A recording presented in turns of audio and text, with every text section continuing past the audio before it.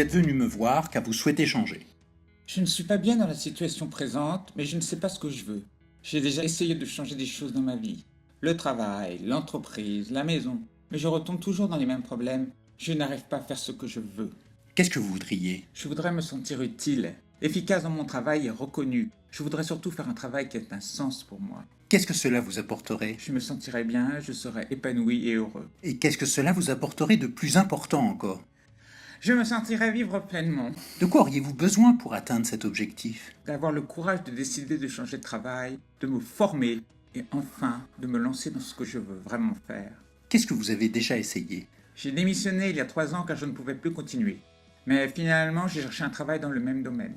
Il fallait que je sécurise mes revenus car je suis marié et j'ai 2 enfants. Je ne peux pas me permettre de faire n'importe quoi. Vous avez essayé d'autres choses?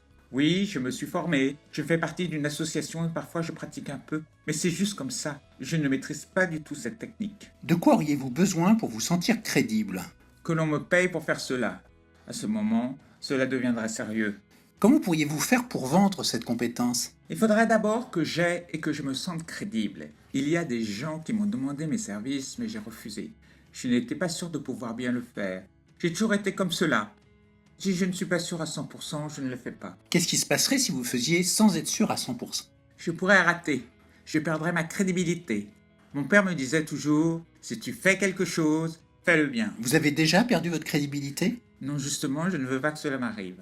Pourtant, vous avez déjà fait une première fois des choses que vous n'aviez jamais faites. Oui, au début, j'ai toujours eu un peu peur, mais en fait, cela se passe bien. La première fois que j'ai pris mon poste, en fait, je ne connaissais rien au métier. J'ai tout appris sur le tas. Mais c'est différent. J'étais accompagné par quelqu'un au travail qui pouvait me conseiller et m'éviter les erreurs. Il était là souvent? Non, car il était sur un autre site, mais quand même, je savais que je pouvais l'appeler et cela me rassurait. Comment pourriez-vous trouver une solution pour vous rassurer et vous lancer dans cette nouvelle activité? Je ne sais pas justement, vous savez où? Non, mais il y a plein de solutions sans doute. Oui, je pourrais demander à quelqu'un de l'association. Il y a bien des gens qui sont très forts et plus ils sont sympas. Ils aiment bien partager leur expérience. Comment pourriez-vous faire pour obtenir leur support et vous rassurer pour pouvoir vous lancer dans cette activité? Il suffirait que je leur demande. Je suis sûr que Pierre accepterait par exemple, ou Marguerite. Très bien. Quand voulez-vous leur demander? Dans 2 mois, nous avons une réunion, je leur demanderai. C'est un peu tard, non? Oui, mais depuis le temps que j'attends, c'est pas grave. Non, il faudrait profiter que vous êtes dans cette énergie positive pour leur poser la question. Vous avez leur numéro de téléphone? Oui, Qu'est-ce que vous pourriez les appeler pour les rencontrer? oui, je pourrais. Alors quand allez-vous les appeler? Ce week-end, ils seront plus disponibles et moi aussi. Très bien. Comment saurais-je que vous l'avez fait? Je vous enverrai un mail pour vous dire quand je les rencontre. J'aurai besoin qu'on en parle pour me préparer d'ailleurs. D'accord. Merci, à la semaine prochaine.